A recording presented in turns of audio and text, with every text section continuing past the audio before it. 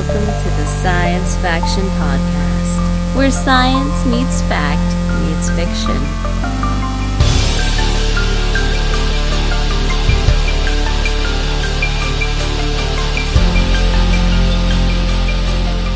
This is Science Faction for the week of November 17th, 2024. I'm one of your hosts, Stephen Dominguez, and with me, two individuals that I'll guarantee to every listener out there has not had as much caffeine as I've had this morning. And Benjamin Daniel Lawless. Hello. Devin Kraft. Hey guys, what's up? Let's go podcast. Well, welcome to the Stephen Podcast.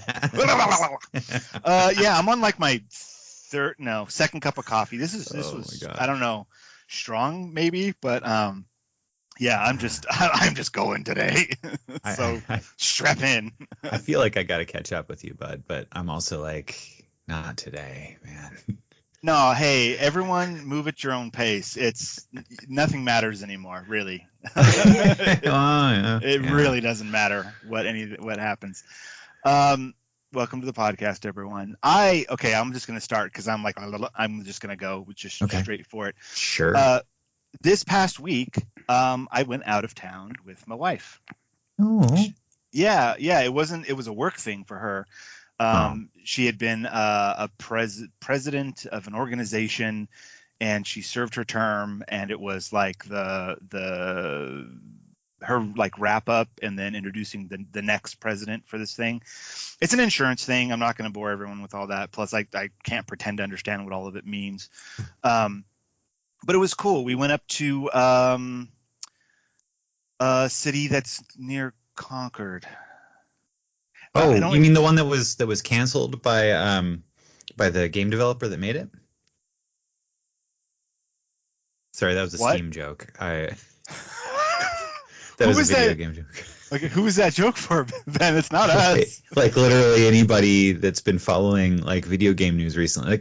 Like a big video game developer, I don't remember who it was, came out with a new game and then like shuttered it within like a week. Oh. It was like a live services game. It was like a Overwatch clone or whatever. It was called Concord. Oh, really? It was called Concord? No. Yeah. Interesting. I was wondering how this connected. Okay, it was called Concord. It was called Concord. Well, I'm curious what town it was, Stephen, because I'm familiar with that area. Yeah, it was Walnut Creek or yeah, it was Walnut Creek. Oh. Yeah, so we went to Walnut Creek, which is Bay Area adjacent, I guess. It's a little northeast of Oakland. Mm-hmm. But it was a big hotel thing, right? But anyways, she had stuff to do. So I was able to, for one of the days, kind of go off and wander. And so immediately, whenever I go to a new town, I look for the closest game store just to see what kind of things. Because you never know. You go to a new game store, maybe they have dusty old games on the shelf that locals have passed over, but maybe it's something you've been looking for years, right? So I found this place in Concord called Black Diamond Games. Let me tell you, I'm looking at my receipt right now. $311 I spent. Oh, Stephen. I found stuff that is hard to find, and I could not pass it up. So first of all, I found another RPG, of course, called The Electric State. And, based on the book. And yes, the soon-to-be movie on Netflix. Yes, sir. By the Russo brothers, starring Eleven and Star-Lord. Yeah. So the Electric State, it's a '90s set.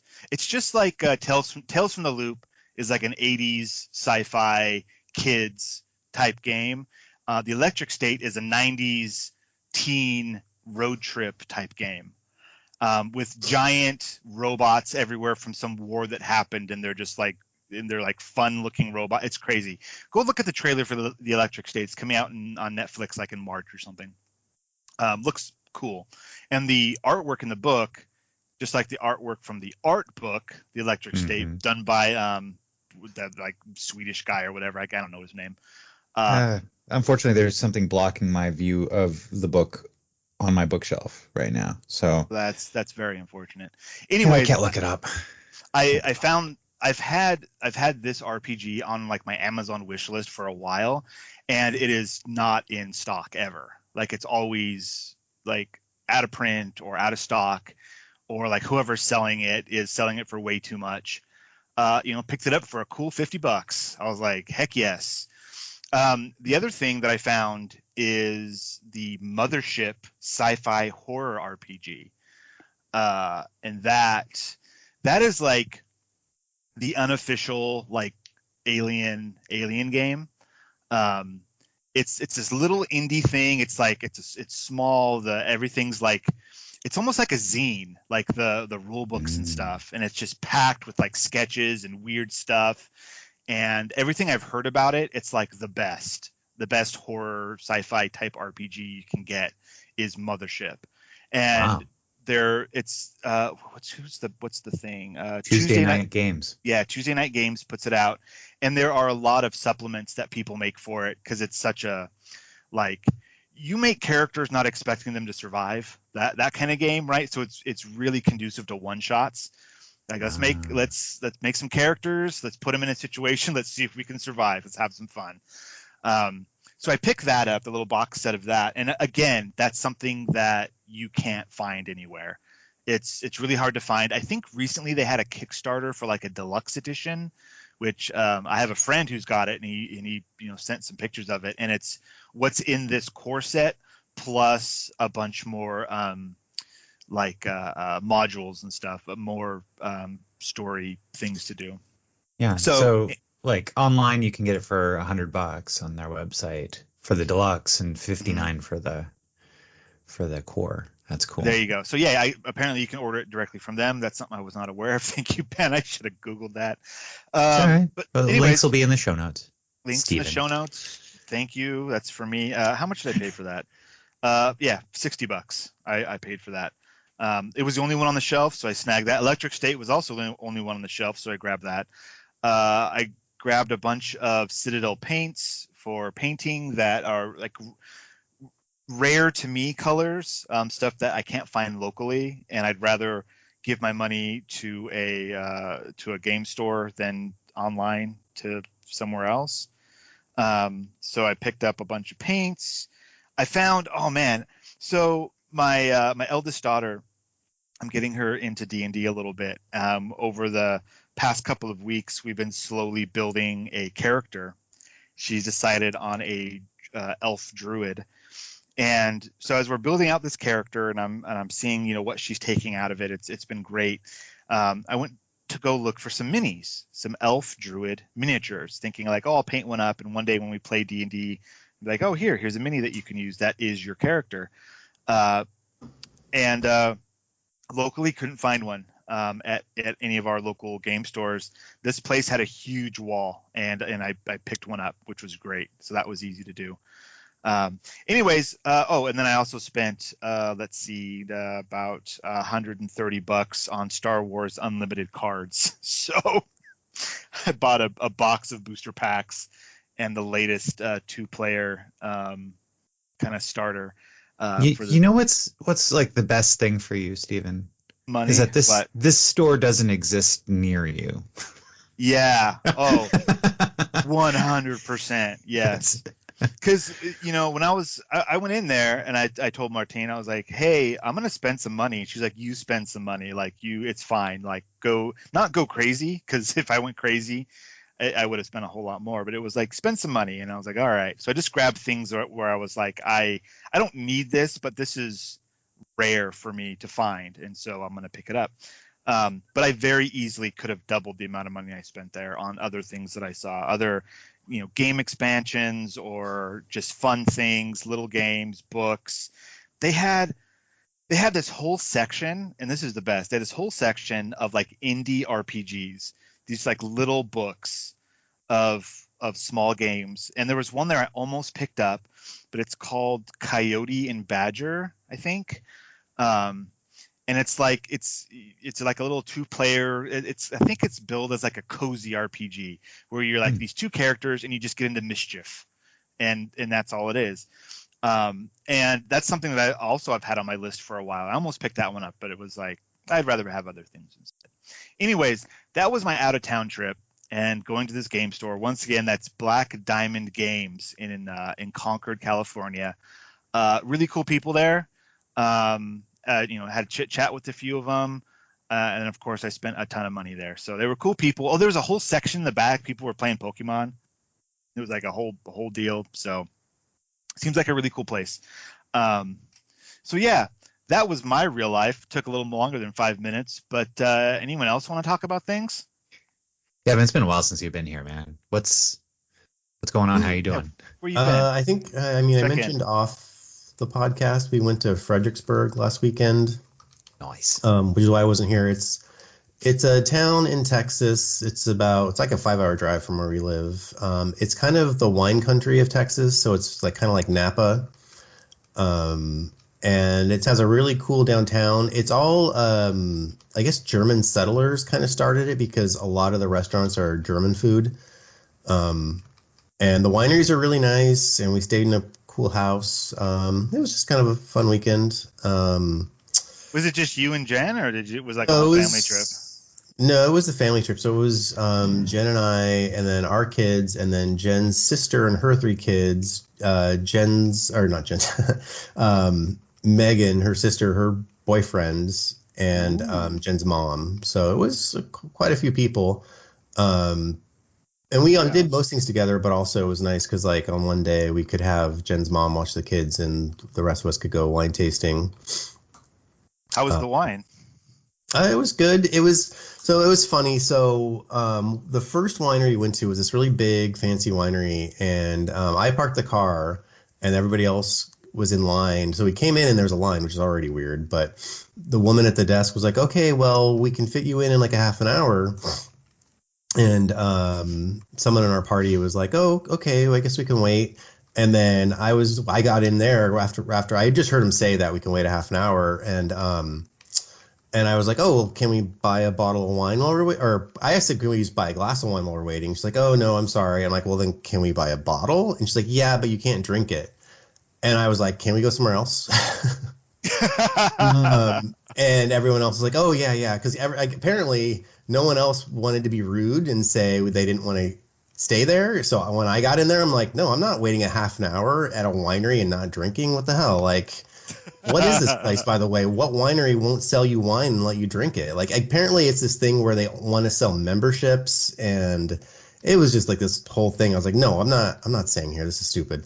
I even asked the lady, because when she said, no, you can't open it, and I was like, well, is that like a law, or is that like just your policy? And she's like, well, it's just what we do. I'm like, no, I'm not staying here. And everybody else was relieved that I said that, so I'm kind of proud that I spoke up for us. Yeah, stand up for yourself. And then we went to the winery right next door, which was also, they're all really nice. And this place kind of had the feel of maybe like, I don't want to say a nightclub, but it was very, very modern. And I was a little worried the same thing would happen, and it was really busy. But no, they sat us at our own table like right away, which was like a cool like table that had couches on both sides. And then our server was really nice. He was a cool guy. And we said that we came from the winery next door, and he's like, "Oh yeah, I've heard that story." And we were like, started to tell the story. He's like, "No, I've heard the story. I know what happened. Like, apparently it happens a lot." Like, why would they do that? It's so weird. But so that was fun, and then we went out to dinner, and it was good. And so, yeah, the whole thing was pretty nice. That's awesome, man. Cool. Yeah. Did you end up buying bottles to take home? Because isn't that like a winery thing you taste? Yeah, it is. Oh, I like this one. We did a wine tasting, and then at that same winery we bought a bottle and just drank it there. You can do that too. Or you can also buy more wine to take with you, but we didn't do that. So, but okay. Also, the wine tastings were somewhat expensive. I'm used to going to wineries that aren't in like a fancy place, and so usually like a tasting is like $10 to $15 per tasting. If you go to like Napa, I remember it being maybe $20 a tasting, and I'm sure people who've been to Napa recently are probably laughing at that number. But tastings now are like $30 a tasting. Like the cost of a bottle of wine just for a tasting. And that for one person or for a group? Oh, for one person. And a tasting is usually 4 tastes. So it's like you get 4 pours. And a pour isn't a full glass. It's just enough. No, to, it's just enough to sip a taste. taste of. Okay. I mean, it's not like a drop. It's enough to enjoy, but very inefficient way to get drunk. I don't when well, you said the idea well, it's a is that variety of you literally tastes, are right? supposed to taste it. The point is to be able to have the opportunity to try more than just one wine, because you could spend $30 on a bottle, but then you just have the one wine. Whereas the kind of the fun part of it is also tasting different wines. Okay. I mean, I'm not a wine person, so I'm just this is all shrugs to me. When you said that this was fancy and not the kind of wine tasting you were used to, I thought you were going to say the kind of wine tasting you were used to was going down to the local convenience store and just grabbing a box of wine and drinking it. Well, I don't have a really discerning palate. I'm not very knowledgeable in wines. I'm kind of just like, does it taste okay? Okay, yeah, then I like it. Does it taste too, bitter, or I'm like, okay, then I don't really like it. You're like, not notes of I'm not like, oh, it has a and fruity palate, and then yeah, and chocolatey, nutty overtones, blah blah blah. Nah. All right. Cool. Ben, tell us about stuff. Oh, and what stuff do I have for y'all? Hey, just because we can't shut up about it, Walkabout Mini Golf is on iOS, my friends. Yeah, Walkabout Mini Golf. And it is really, really cool to play it. I played a little bit of it on my phone this week, and it's the game. It's the full VR game, only just in 2D, like in flat space. So the main question is, if you're not holding devices in your hands with a thing on your face, how do you play golf? Because that's the only way I know how to play Walkabout Mini Golf. You have two different kind of control options. So there's touch to putt. So like if you're holding your phone vertically, you can just run your finger along the screen and you can like pull it back like you would like a pinball game or whatever, like you just pull it back and then Angry Bird style. Yeah, like Angry Birds. There we go. Thank you. Yeah. So that idea is that's one way you can play it, and you can go through and you can adjust the strength in the settings, just to kind of get it just right. Mm-hmm. Or if you flip it to landscape, then you go into kind of AR mode where you're looking around with your phone, and then as you get close to your ball, a little reticule will show up, and you put it there, your putter shows up, and you can actually swing your phone left and right in order to have the appropriate amount of strength in your shot. Oh, that's awesome. Yeah, and it registers the angle that you're holding the phone to, so that kind of helps you adjust the way you're putting, the angle that the putt is happening. It's really great, and it's only $5. You get 8 of the basically all the intro levels. So the base game. Yeah. Okay. And you can get all of the DLC. I think the only DLC I haven't seen supported on it yet is Upside Down. Okay. Which kind of makes sense because that level is bananas. You're putting off the roof or the ceiling and all kinds of nonsense. Yeah, exactly. That'd be hard. Okay. Yeah. So I'm sure they're working on it, but this initial launch. But what's really cool is that you can play in the same lobbies with people who are on VR. Wow. So I'm kind of trying to encourage my son to hey, do you want to pop on the VR and I'll just sit there and we can just golf together, in the same household without having. No, Dad, that's 0 Riz points. Yeah. Toilet. That's exactly what he said. I can't believe it. It's like you were in my house. Exactly. I know what the kids are saying. I'm writing that down as a title. So you have not yet tried it, phone and VR connected together, playing together. Not yet. Well, we got to get on that, man. We got to get on that. I'll play with you. Yeah. Well, there's a new level that came out recently that was it's like based on the 80s, like so it's got like a lot of 8-bit graphics and stuff. Oh, okay. Yeah, it's like a video game developer in the 80s office. Beautiful. Yeah, so I'm like, I want I just haven't picked that one up yet. But yeah, so if you're interested, if you've heard all of the love we've been throwing at Walkabout Mini Golf over the years, but you don't have VR or VR makes you sick, well, now you can get it on iOS if you'd like, and it is not as it is a similar experience. Mm-hmm. It's not as downgraded as you fear it would be. So the next time we post on Discord that we are going to get together and play Walkabout Mini Golf, if you don't have a VR headset and yet you have a phone, an iOS device, you can join us. You can play with us. Excuse now. Yeah, I mean, if you have, unless you have an Android phone, which they haven't released on Android yet. But if our listeners have an Android phone, they've got bigger problems than playing. Oh, come on. Walkabout Mini Golf with us. Android, like believe me, Android is the most popular operating system on phones in the world. Like it's on more phones than iOS is. Well, yeah, but if you take China out of the equation, then how many phones? That's a very good question. I do not have those numbers, but you don't have those numbers? Not off the top of my head, Steven. If you don't have those numbers, then we don't have anything to talk about. Okay, but the development map does include support for Android in the future, which makes sense. Yeah, it's going to take time, which is it's all good. Yeah, but you know what else will take time? What? Watching Star Trek, y'all. I mean, it will take some time. Now, mind you, Lower Decks season 5, we're in the midst of it. It's great. Check it out. So cool. But as I was cleaning up my Google Drive recently, I came across something I had downloaded a long time ago but never watched, or that was given to me by this one guy on the Fan Edits subreddit.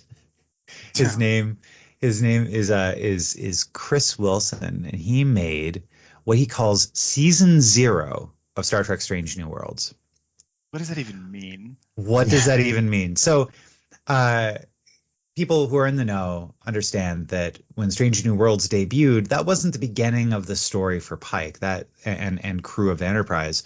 That all started in season 2 of Star Trek Discovery. Okay. And so this was an attempt to edit all of season 2 of Star Trek Discovery down into 4 episodes that only concern itself with the story as it applies to the crew of the Enterprise and like leading you into what you need to know for Strange New Worlds. Okay. All right. I could see that being useful-ish. Yeah, which and like for me it's kind of neat because like my son loves Strange New Worlds. Will I show him Star Trek Discovery eventually? Sure, but like the first 2 seasons of Star Trek Discovery are not for kids. Like, yeah, right? Yeah. Seasons 4 and 5, totally, 100%. Watch that with with the whole family more or less. It's okay, but season 1 especially it's it's got some pretty gruesome stuff going on in it, and season 2, is similar. So like I'm really excited about it. I haven't watched them yet. I kind of ducked around and read the descriptions about how he cut it and like what episodes went into which plot lines and how he broke it out into 4 episodes. But yeah, I'm kind of excited to try it out. If you are excited, we will have a link in the show notes to the subreddit, or the what do you call it, the post on the subreddit, and the instructions on how you can get it. It's basically, I think you just need to ask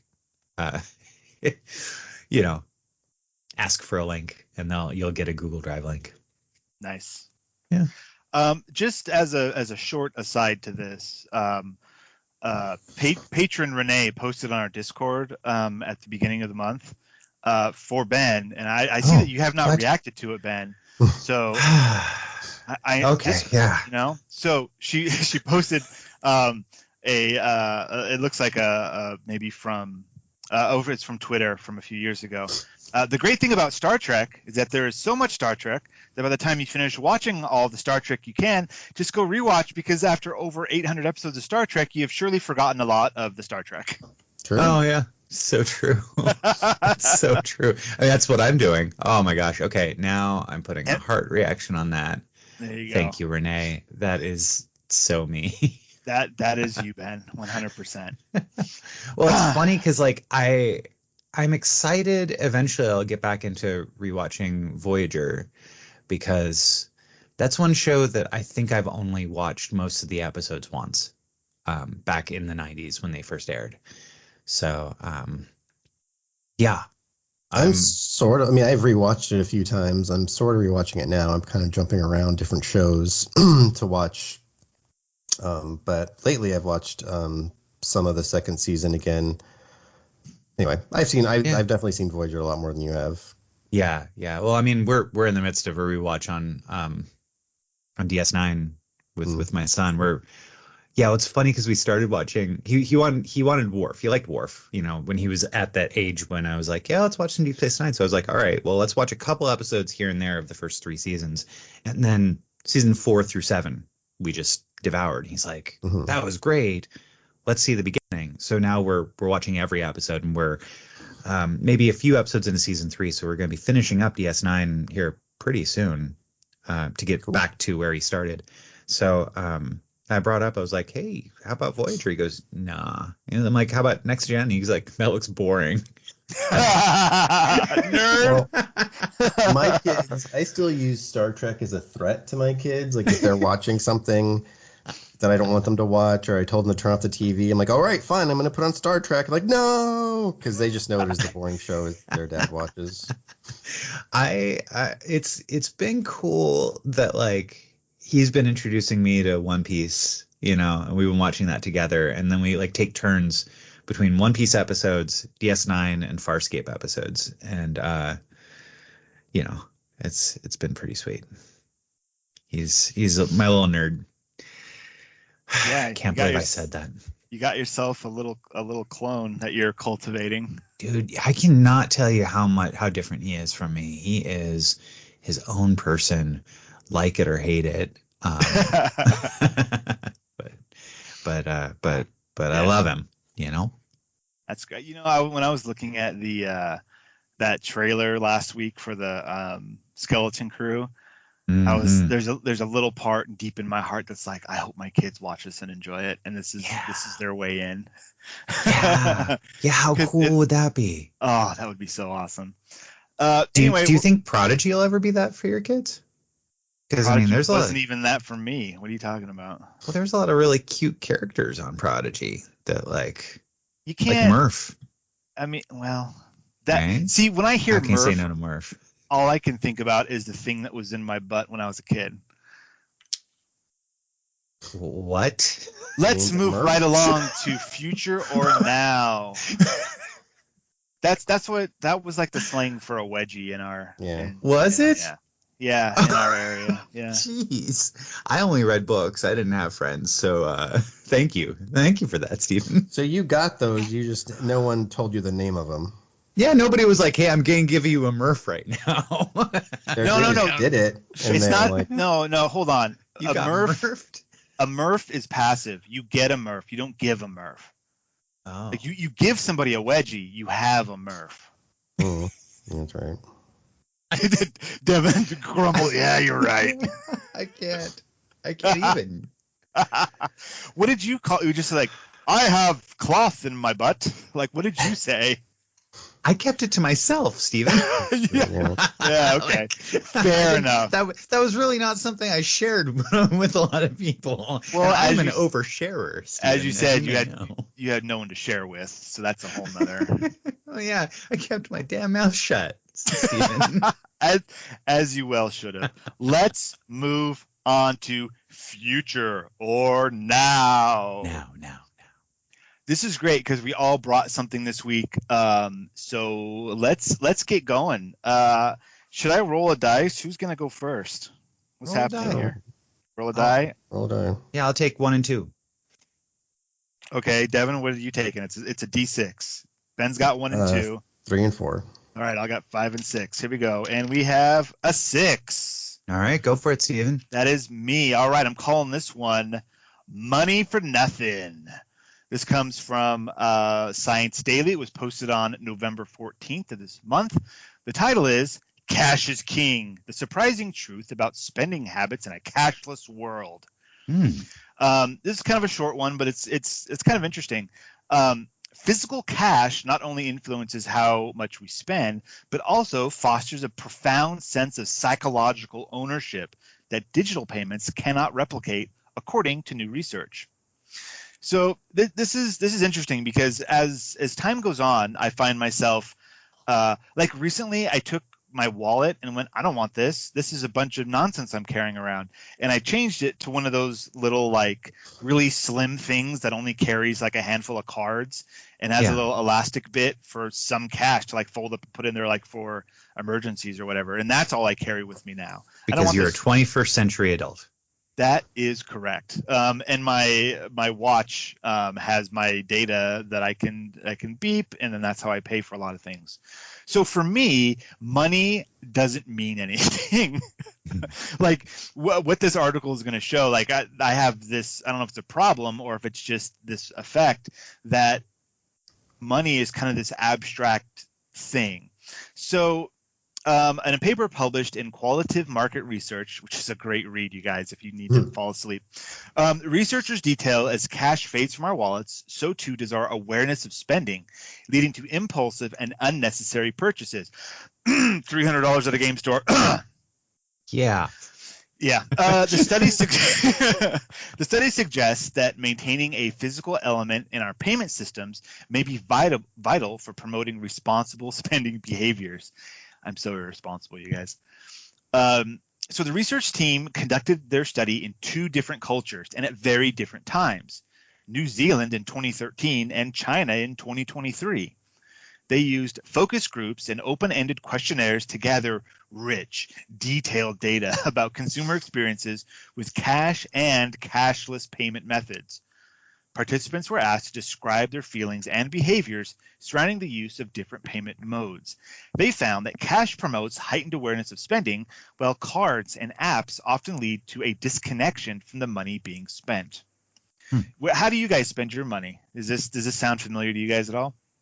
It's a little bit of both, but I do know that I get that feeling that whenever I'm spending something from like my digital wallets, that it feels like it's, I don't know how to put it, like it's free money, like it's money that's not part of the rest of the budget. It's money, I shouldn't feel that way, but it tends to go to more discretionary and frivolous purchases, I guess, for sure. Well, because sometimes we let like Jen's sister borrow money or other people and they pay us back with cash. So it's odd that sometimes we just have like cash, on hand.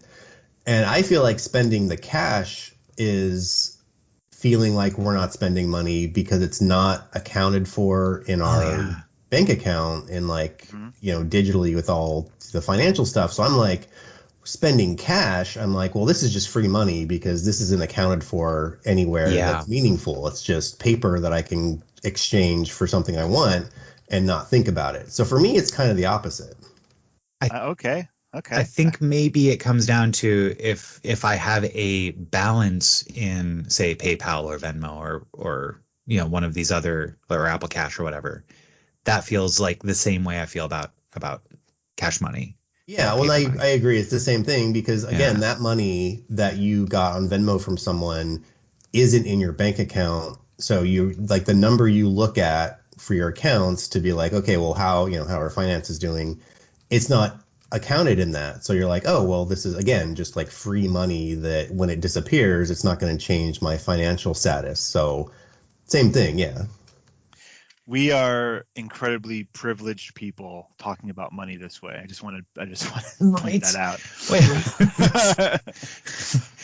While 50% of transactions in China are made through app-based payments, participants expressed a diminished sense of ownership over their finances. One participant noted, quote, "Digital money doesn't feel like spending your own money. There's no concept of money, but cash is different. It always feels like your money is decreasing when you use it. This sentiment echoes across both studies, underscoring the emotional weight that cash carries compared to its digital counterparts. And I feel like this really depends on where you live and how easy it is to use cash versus a type of digital payment. This is what New Zealand and China. I don't know how easy it is to use digital money in those places, and like how often you would have a stack of cash rather than using a card or something. The research also found that while people feel happy and secure using third-party payment apps, they sometimes struggle with a sense of loss when parting with cash. Emotional responses to cash transactions include sadness and guilt, two things that Devin doesn't have, reflecting a deeper psychological connection to physical money. In contrast, the ease of digital. What does Devin have to be guilty about? Like, I don't. I just threw that in there to see if anyone was paying attention. And what was your nickname in law school, Devin? Can you remind us all, please? Soul Crusher. There you go. Yes. Okay, yeah, he has plenty to be guilty about. Yeah, for sure. In contrast, the ease of digital payments often results in mindless spending, as the tangibility of cash is replaced by abstract numbers on a screen. See, that's my problem, is that I don't feel like money is real. And whenever I say that, my wife gives me daggers with her eyes, because it's an abstract thing for me now. It's numbers on a screen. It's like, okay, so this number is now a different number, but I have the thing that I want. Okay. Like there isn't that connection anymore. I mean, if you're working 40 to 80 hours a week to earn that money, it does have a different feeling, I imagine. Well, here's the thing: is I work 100% of the time and get paid nothing. So true, true. Yeah, I'm not saying I am definitely not saying that the effort isn't put in there, but what I am saying is that like, you get paid nothing, so your value of that money internally is different, right? Oh yeah, like, yeah. She looks at 100%. how much effort she's putting in, and she sees the value of that the time. Games and Right. Legos and things. That's my blood, sweat, and tears. Yeah, right. On display in this tiny room that I'm in, slowly collecting dust. Yeah, more tears than not, I think. She looked in here the other day, and I was showing her some plastic I purchased some expensive plastic I purchased recently, and she goes, we really need to insure this room. I said, yeah, if we had a fire, we would just have a giant lump of plastic that used to be worth tens of thousands of dollars, probably. Multicolored. Well, yeah, mostly black though if it was burned, but yeah, it would be quite the sight. It would be. To finish off this bit, a quote from the doctor who was Dr. Jassim Khan, associate professor of marketing and director of international business management and lead author of the study at the University of Surrey, says, quote, "Our research shows that cash isn't just money. It's a way to stay connected to what we spend. Holding cash in our hands reminds us of its value, something that digital payments can make easy to forget. As we use more cashless options, it's worth remembering the lessons cash teaches us about spending wisely. We're not saying cash is outdated. In fact, we're rethinking how we view and manage money as things change. Moving to a cashless society means we need to understand how different payment choices affect us, not just financially, but emotionally. Knowing this can help us make better financial decisions in a world where money often feels invisible." Something to think about with spending. If Martine handed me a stack of cash and said, "This is what you get to spend, and this is it. You don't get cards or anything else." First of all, I'd be like, "Who are you to say what I can and can't do?" She's the boss, Stephen. That's who she is. She is the boss. But it would make my thinking about what I'm going to purchase in a different way, because this physical thing in front of me is going to be exchanged for another physical thing in front of me, right? And that's emotionally, that's a different feeling than going to a place and going beep, and then I have a thing in front of me. anyways, just thought that was kind of interesting, and there was a study about it. So there we go. Right on. All right, to move on. All right, odds or evens, guys. I'm rolling another dice. Odds. Yeah. Okay, here we go. And we got 6 again. I rolled 2 6s in a row, so that's even. Devin, what do you have for us this week? Okay, I've got. I don't know what our biology one is. Anyway, this is about water bears or tardigrades. The title of the article is "New Water Bear Species Can Endure Radiation Levels 1,000 times higher than humans." And the team identified key molecular mechanisms underlying the organism's radio tolerance. Oh. So, if I'm sure we're all familiar with tardigrades by now, they're little eight-legged organisms that are very resilient, extremophiles that can live in different environments and survive, and even be, I believe, frozen or dehydrated and brought back to life. All those things, yeah. Yeah. What I didn't know is that there's 15,000 known species of tardigrades. Oh. Wow.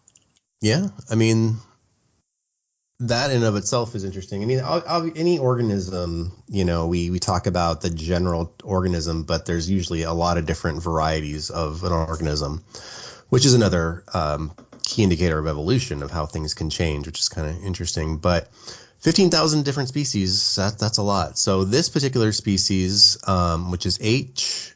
henenensis, Henenensis,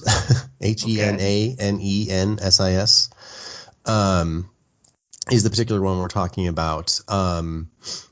So let's see. All right. So previously, scientists have discovered that tardigrades in general possess robust DNA repair mechanisms and a unique protein called DSUP, which protects their DNA from radiation damage. However, many aspects of it remain a mystery, but this particular species has revealed even more. So in this study, which was done by the National Center of Protein Sciences in Beijing and the Shaanxi Zhiquan Normal University, it's odd, Normal University, but it's normal a here. Great name. It's not odd, Devin. It's normal. Conducted morphological and molecular analysis of this newly discovered species. So they exposed it to heavy ion radiation and analyzed the molecular activity. They found 285 genes related to stress response were activated, suggesting these genes play a crucial role in helping them survive the radiation. So they identified 3 different things. It acquired a gene called DODA1 from bacteria through a process called horizontal gene transfer, which is also an interesting thing because do you know what horizontal gene transfer is? It's my favorite indie rock band. Yeah. That's how I made my children. So, well, no, it's not. Vertical gene transfer is how you made your children. We were not vertical, sir.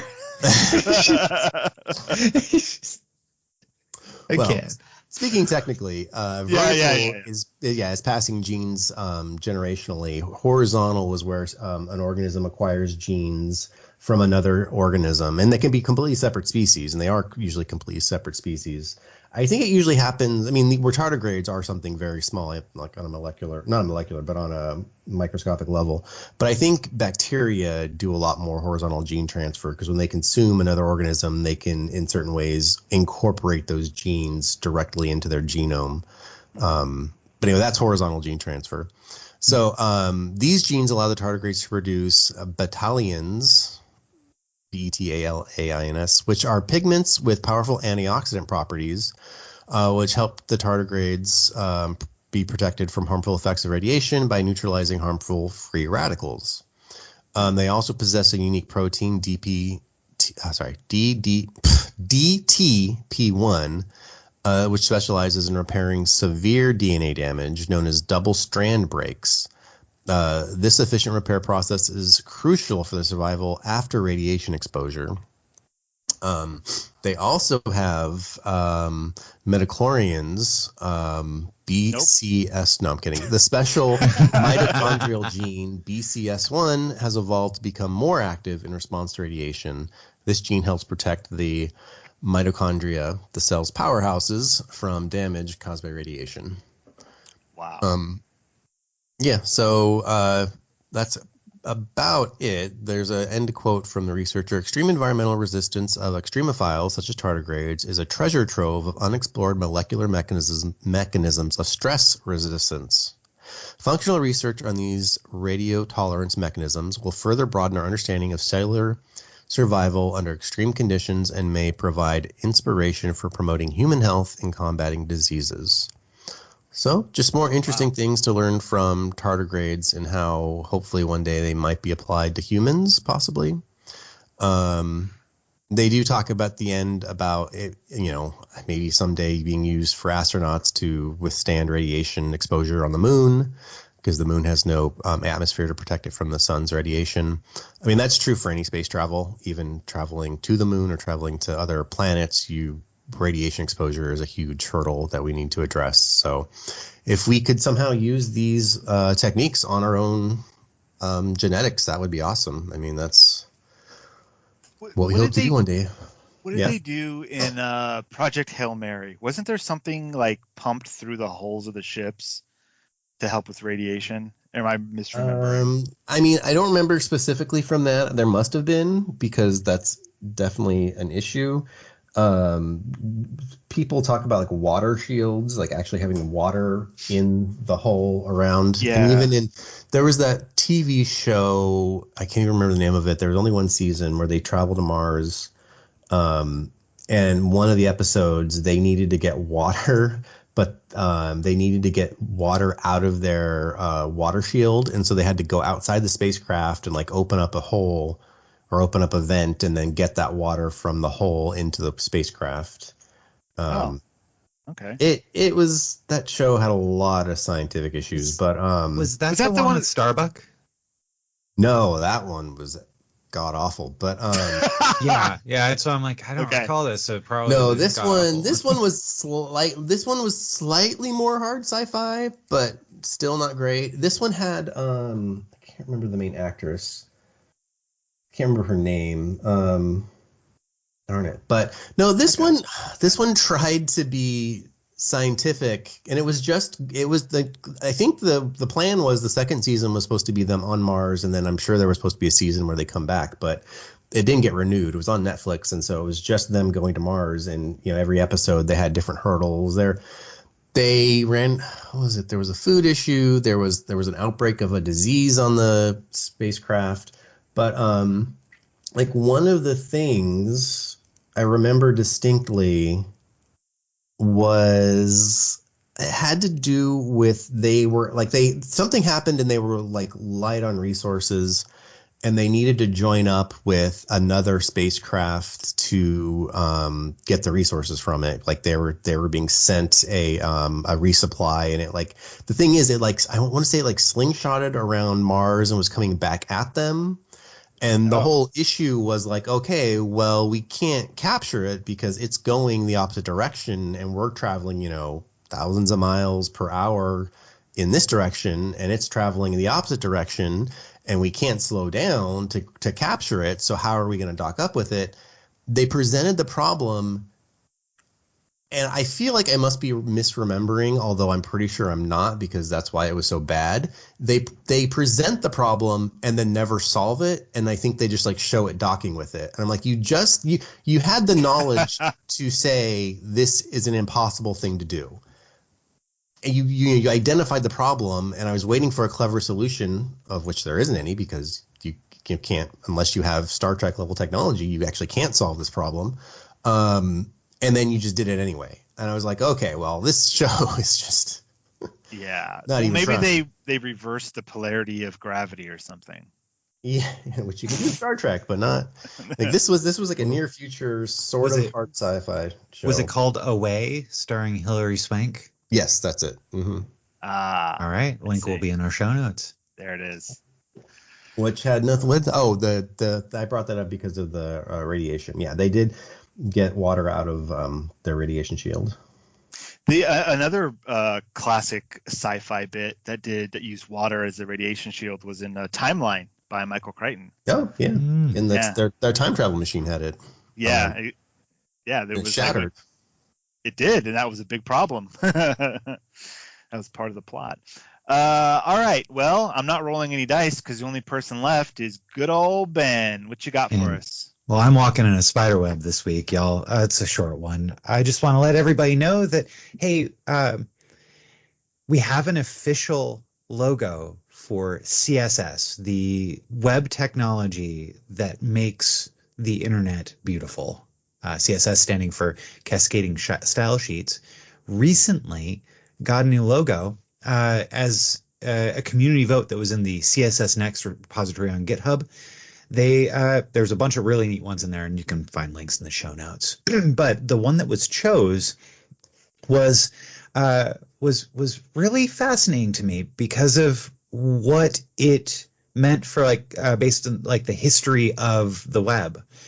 So the logo itself it just says CSS in the lower right hand corner of this logo. That's a squircle, which is a square. I'm sorry, what? A squircle. Squircle? Yeah, it's a square that has rounded edges, but this squircle has one tapered off edge in the upper right hand corner, but all the other edges are rounded. And you've never heard squircle before? I've heard of an Urkel. Well, he did not do this. Come on.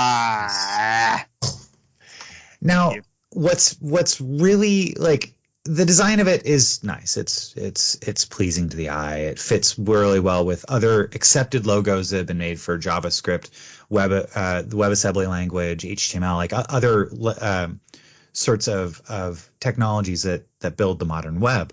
But the color that they chose was this color that is a hex symbol or a hex number of 663399, which is Rebecca purple, that was added to the CSS specification back in 2014 in honor of Eric Meyer's daughter, Rebecca, so Rebecca Purple, who passed away at the age of 6 on her birthday from brain cancer. Oh my gosh. Yeah, so Eric Meyer was the author of several books on CSS. He's been an important figure in the CSS community since the late 1990s. And the community knew about all the stuff going on with Eric Meyer's daughter, Becca, and the color was originally going to be called Becca Purple, but Meyer asked that it instead be named Rebecca Purple because his daughter had wanted to be called Rebecca once she had turned 6. She had said that Becca was a baby name and that once she had turned 6, she wanted to be called Rebecca. And so she made it to 6. For almost 12 hours, she was 6. So Rebecca it is and must be. That is sad. Yeah, man. What? Okay. Go and hug your loved ones. Yeah. Yeah. Jeez. And enjoy this new logo from the CSS standards. This is supposed to be a fun show, Ben. Now I have feelings. Well, sometimes they just creep in, don't they? That's just the miracle of life. All right. With that, maybe now's a great time to take a break. Yeah, let's grab a tissue and take a break. When we come back, we've got our postponed book club finally getting pwned. Wait, that's not right.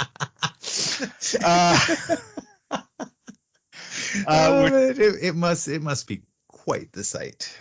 It's going to be great. So The Crowd by Ray Bradbury, was that correct? Yes, yeah. Yes, and Ray Bradbury. Yeah. We're going to talk about that in our book club after this. So we'll be right back. Hey, everybody. We get things wrong sometimes, and you want to yell at us. Well, yelling at your radio does nothing because you're in a car and we're in the past. If you want to tell us what's going on, you can always comment on our episodes at patreon.com/sciencefactionpodcast, and we'll hear you and we'll respond to you. You're not alone. And we're back. Hey-o. Hey. Yep, we're here. And a big thank you to our patrons. That's Renee, Josh, and Johnny. Y'all are doing great. Did you know that that the podcast, the hosts on this show have to work 0 to 6 other jobs in order to make ends meet? Y'all are helping us out quite a bit. The average number of jobs that we have on this podcast are 3 each. That's the average though. So thank you. And if anybody wants to be part of the shenanigans that happens outside of this show, you don't have to pay a cent. You can join our Patreon at patreon.com/sciencefactionpodcast and get access to our Discord, where we I'm sure we'll do something worthwhile to humanity at some point in the future, but now it's just memes. Hey, I'm posting all kinds of nonsense that nobody sees. So maybe Renee's looking at it, but yeah, like so for our show, I'm using AI to create images and stuff. And sometimes I have to try a few times, and I'm putting all the tries up on Discord. So there's some silly, weird pictures created by AI on there, and I put what prompts I use, and it's seeing Colin Farrell devouring garlic bread made me laugh. Makes you fat. Made me laugh out loud, and it's thank you AI for that. So yeah, we have a fun time on there. So join us, talk at us, give us ideas, tell us what we're doing wrong, what we're doing right. Stroke our egos and we'll stroke you back. Is that something people say? Probably. Yeah. Devin says it daily. All right, let's get into the book club this week. Yeah, but actually next week. About next week. Yeah, go ahead. Talk about next week. All right, next week we're going to be reading or experiencing a short story by Frederick Pohl called The High Test. We'll have a link to a YouTube version of an audiobook read to you there. I really like consuming our short stories this way. The ones we've linked to have not been the ones I've listened to all the time. Like the one for the the Isaac Asimov story. Like we linked to a really old recording of it. Yeah. And I was able to find a more recent one. And then even this last one, I found a different reading of it because the one we linked to was very like old and like staticky. I mean, if you want to share that with the listeners, they can find it. Just Google it. There's some great information out there. Good luck. Yeah, good luck finding it, loser. Man. That's true. We are providing a free service of crappy links. If you want a better thing, then do what Devin does and be better. Right. I recently listened to a great audiobook about adhesive strips. It was a book on tape. This is not the end of the episode. I was just going to say, okay, cool.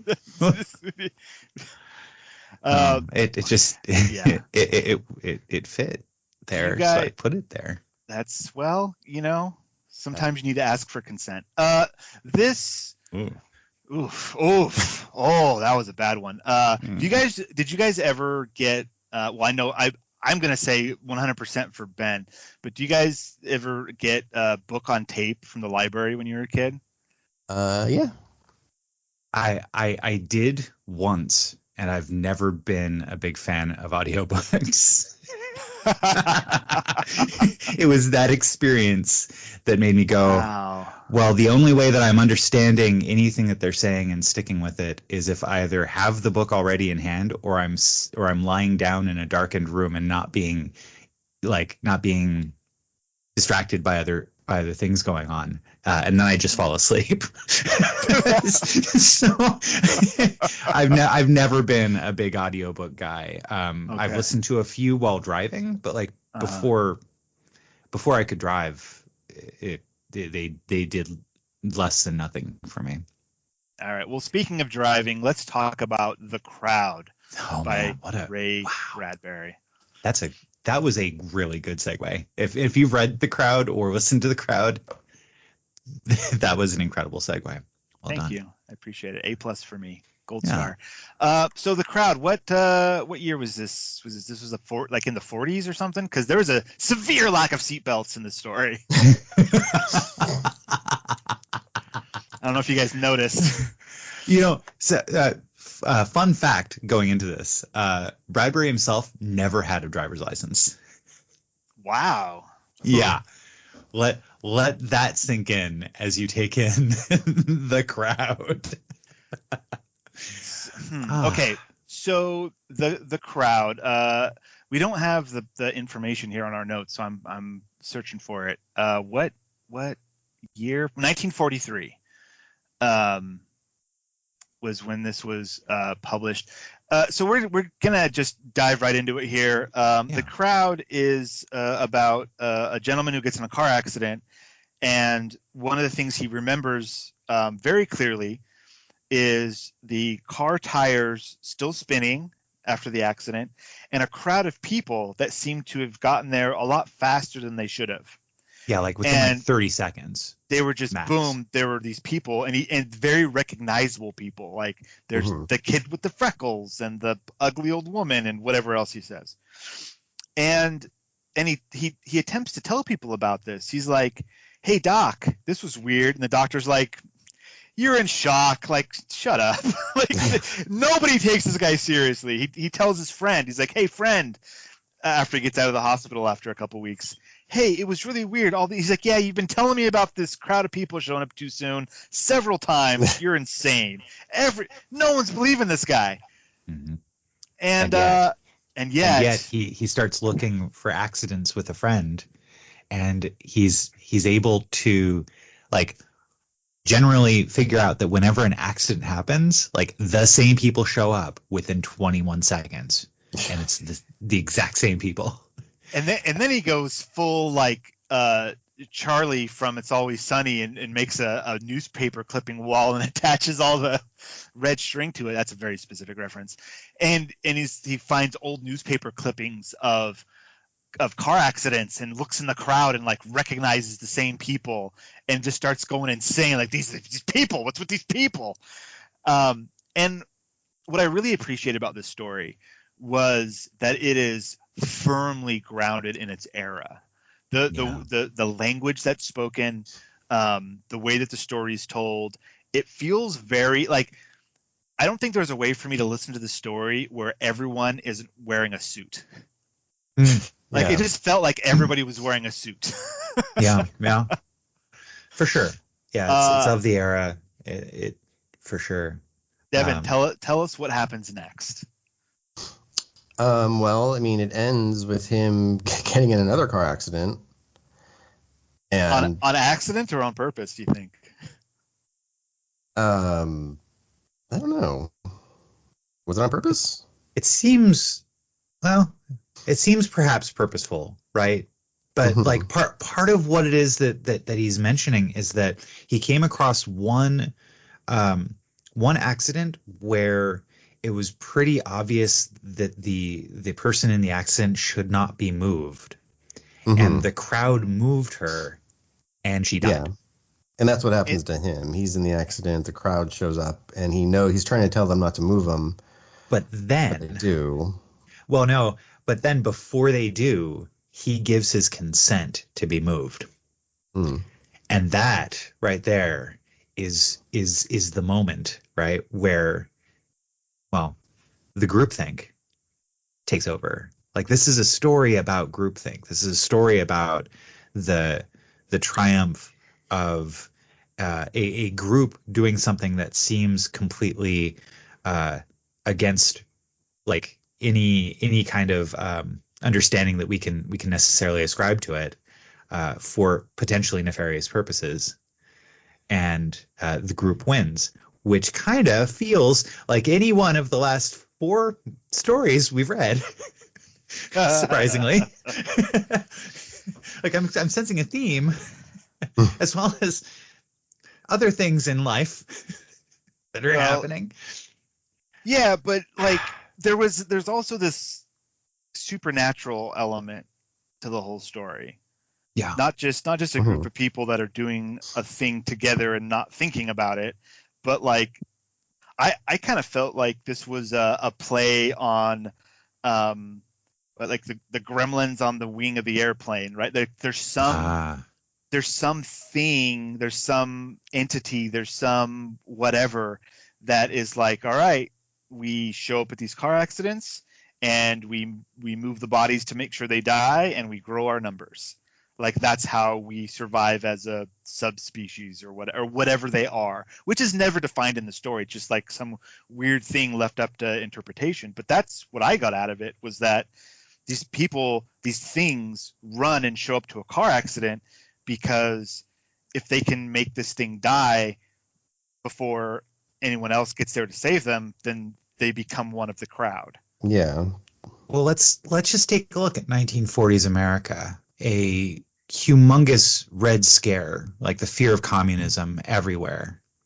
Like this seems like a reaction to that fear, right? Like just like the later Invasion of the Body Snatchers is, where, yeah. Well, yeah, that's why, like you said, all the stories we've been reading, like that, the lottery, it's all about the collective doing something against the individual, against in the the hills, the wishes. cities. Yeah. Yes. Yeah, that too. Yeah, for sure. So, yeah, you're right. It's all anti-communism.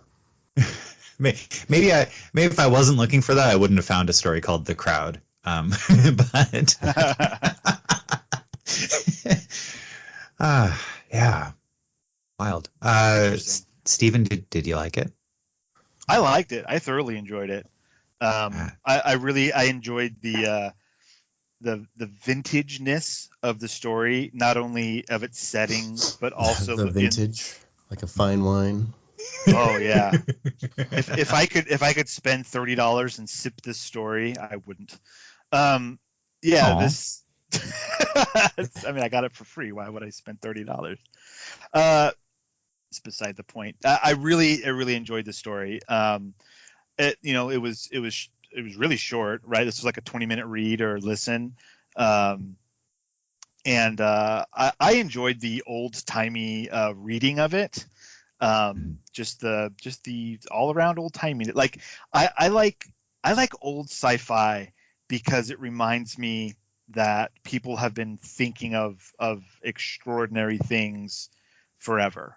Mm-hmm. And I like that not all old sci-fi is just, well, in the future it might be like this. It's just like, here's a weird thing that maybe it's unexplainable. Maybe there is, like, it makes you think. And if things can still make you think from the 40s, like that's kind of fun. That's a success. Well, that's Ray Bradbury. That's why Star Trek is so successful, because it has that element to it. And that was an essential part of its storytelling, was to have that kind of thought-provoking part, not just the technology, but also the questions of those things, and be able to demonstrate it on a different planet each week gives you the ability to have any story you want. And that's kind of like the spirit of Star Trek that, some people feel is lost in current Star Trek. But it's like the old fashioned idea that sci-fi isn't just to say, here's some cool technology, now let's have some action with this cool technology. It's, well, what does this say about society? Yeah. Yeah, indeed. So The Crowd by Ray Bradbury is telling us that society, communism is bad. They'll break your back. Well, I Make mean, you one of them. Whether it's bad or not, I mean, this like, we never really get a word about whether or not he's just crazy or if this is a real thing happening, right? Like, the ending does really point to him being correct, right? But whether whether this is actually communism or just the fear of communism being a problem is an interesting question here. Well, hold on. Let's unpack this a little bit, because we take this from like a negative viewpoint, but like, did they just turn him immortal? Like, if you're part of this crowd, do you live forever looking for car accidents or, right. whatever it is? Yeah, because one of the ladies there seemed like over the course of the last 10 years seemed to never age and always show up in the same clothing. Right. You know, at every single She doesn't age, and she has no sense of style. Just like short skirt, Devin. long jacket. Yes. Like, or was this a ghost story? I mean, sort of. If all those people are dead and they show up at a crash and turn that person into one of them, yeah, I mean, that seems more like a ghost story. There's even a part of it where he runs to a car accident like everyone else, attempting to find these people in the crowd, and the crowd keeps moving and he can never quite get to them. Yeah. So like at one point when I was listening to this, I was thinking like, are they representative of the afterlife, of like angels or something? You know, like, oh, they're sent down to bring, if the person dies, then they can bring them to the next life or whatever, and that's why they're there. That's why they rush to these accidents so quickly to usher this person on to the next thing. So do they not actually cause the death? Is that because it seems like if you are that to just usher them to the next life, you wouldn't want to actually be the cause of them going to the next life, unless there's, I mean, unless they're on a schedule, you know, they gotta meet the they gotta get across town in like 3 minutes for the next accident, so they gotta cross the river Styx too, and then keep cross it town. moving. Yeah, that's the beauty of this story. There are so many different ways to interpret it, and I think they're all valid. The story gives just enough information to not invalidate wild claims and to give validation to wild claims. Like, it's that it rides that perfect line of interpretation, and it's all agreeable. Like, I don't see a way to interpret the story where it's like, you're wrong and dumb. Like, it's all valid. Good. This is all good stuff, guys. Yeah. If you want to believe they're ghost people, or they're aliens, or they're some kind of demonic presence, or the guy is just insane and he got a head injury in this first accident, now he's crazy. Like, all of those things are valid interpretations of this story. That's amazing. Yeah, it's pretty wonderful, like revisiting Ray Bradbury and Clive Barker too. Like these authors I read a lot of when I was in late elementary school or junior high, and now I'm realizing, wow, that's where a lot of my thoughts come from. You know, it's kind of this, and a lot of my stylistic choices I make in my writing. You know, I'm just saying, I love you, Ray Bradbury. Ray Bradbury.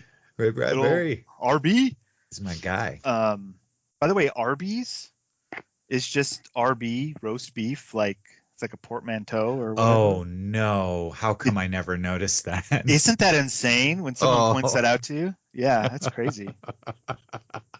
Good night, everybody. That was my final thought. All right, guys. Next week, The High Test by Frederick Pohl. And of course, link in the show notes. If you want to tell us that we interpreted the crowd incorrectly, check out our Discord. We've already talked about how you can get there. Please do. And with that, I think this is an episode, gentlemen. Yeah. Cool. Yeah. All right. It certainly is one of those. It certainly is. This exists. Devin, give us your final thoughts. No. Excellent. That is a valid response. Ben. What do you call a hippie's wife? Mississippi. I got Devin. I was just trying to think of, oh man, where could this go? Like, I didn't see that coming. Good night, everybody.